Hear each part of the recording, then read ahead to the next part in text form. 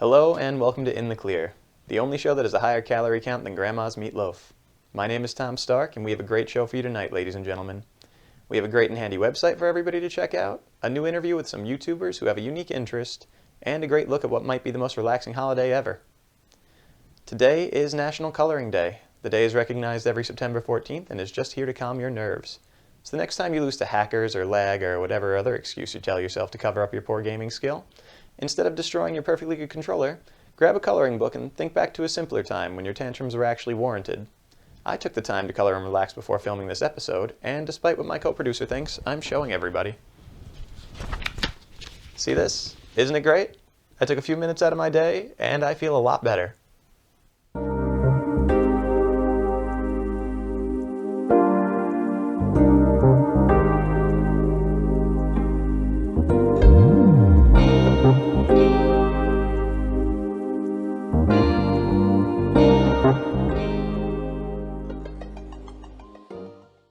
Now on to the core of our show. We'd like to begin this week with a new interview. This week we bring you the creators of some popular SCP-based YouTube content. Everybody, without further ado, my interview with Jake and James from Forlorn Foundry. Hello everybody, I'm with Jake and James from Forlorn Foundry. Guys, how you doing today? Good. Just doing great. From home. Glad to hear. Brought you on to ask you some questions about your channel and explain a few things to everybody out there. And I want to start with asking you guys, in your own words, to someone who has no idea, can you explain what an SCP is? So, well, I guess SCP refers to the organization, which stands for Secure, Contain, Protect. It's basically like a fake government organization. Like you think of like the X-Files, the FBI, CIA, and basically their job is to basically find and contain and research these like anomalous, strange objects, creatures, or people. So it's a pretty wide variety of things that they kind of touch on. Okay. Anything to add, Jake? Not a whole lot. I mean, it varies so widely. What could be classified as an SCP?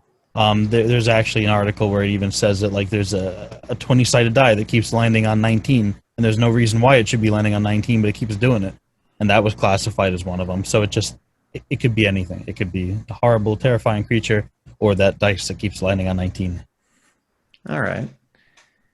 And what specifically made you two want to start using that as a focus for videos? Like, when did that become your outlet? Well, a big one is there's a pretty popular YouTuber, Lord Bung. So he did a whole animated series on SCP, and it did really well. And then I think this was like my last semester of film school. I was talking to Jake like, oh, I want to do short films. Let's do Goatman. And Jake's like, how about SCP? Not Goatman. So then we kind of looked into it more. I think Jake found Lord Bong. I'm really what it came down to was it's so many different things, so many different short story ideas, potential. Almost an unlimited library of different unique things going on, written by all sorts of people. So adapting them, or making our own additions to it, readily easy to do, and it just gave us access to a really wonderful group of fans.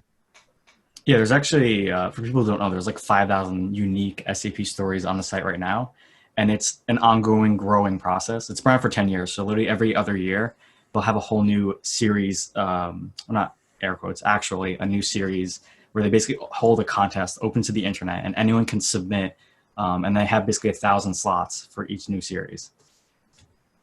I had no idea it's been going on for 10 years. Wow. Yeah. It's been basically exploding these last 2 or 3 years. So that's why like a lot of people are finding out about it. Yeah, that's the range in which I found out about it.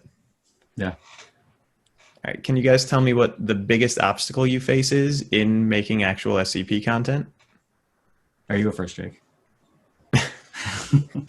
Biggest obstacle, I feel like generally we got over it. Initially, we thought it was going to be the fans because we're entering a group of really tight knit people, and some newer. Some people are coming in from the newer iterations of SCP, and some people have been around for a while. And I was petrified of the idea of the elitist SCP fan that would tear us to shreds if we didn't have the exact dimensions of the thing, specified or whatever. But as time went on, we realized that that wasn't really a realistic viewer. Most viewers were just happy to find content. So I think the biggest obstacle that we're still working on in different ways is finding the best things to adapt, and working on the freedom to actually make our own iterations.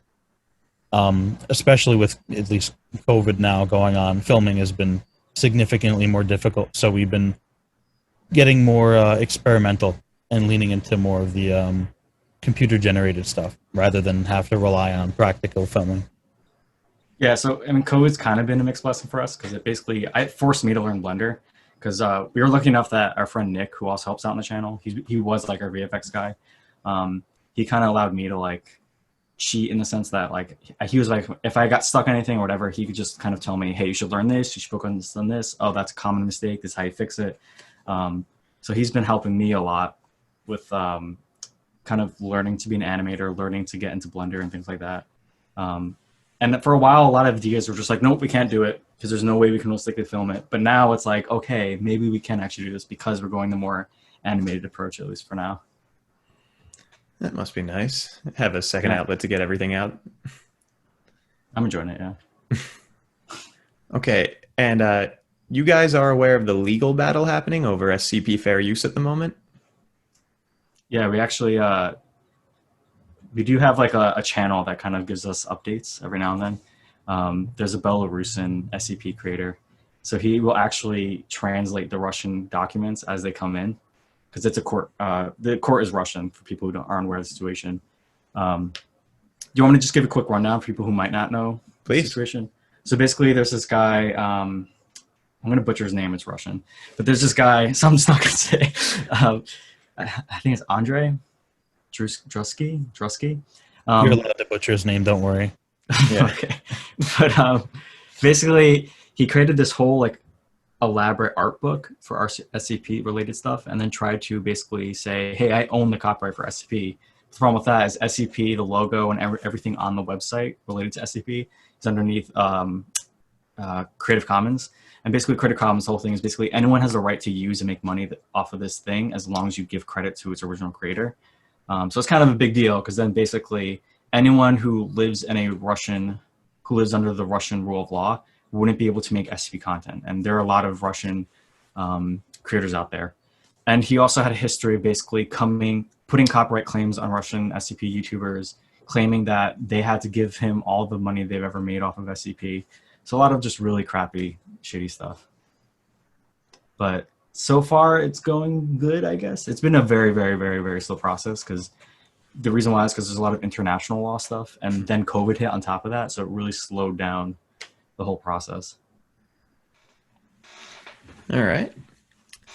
I have time for one last question with you guys.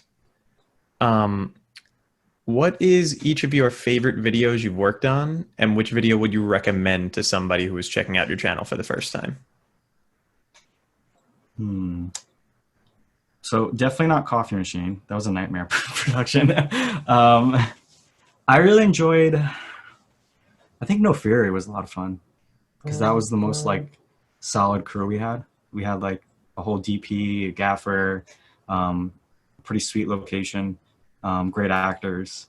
And I'd also recommend that one. I mean, that's like my favorite video on the site right now. Jake? Yeah, No Fury definitely was one of the funnest to film in terms of the professionalism and the actual like film element of it. In terms of fun dynamic with the actual actors, the Now Vending series is really fun. Oh, that's fun. And they're really short, they're sweet, they're easy to digest. You can get through all of them in just a short amount of time.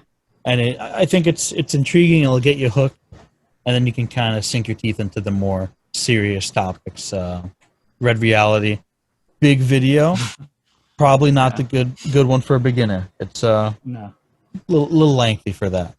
But when you're invested, definitely give that one a look as well. All right. Guys, thank you both so much for taking the time out of your day to stop on the show. Yeah, no, thanks for having us. Glad to be here, man. Of course. And we'll talk to you later. Everybody, please enjoy. Once again, that was Jake and James from Forlorn Foundry. To check out their videos, just go to the link in the description below. They have new content coming out all the time. Today we thought we'd give everybody another useful tool on the internet, so you know what it's time for.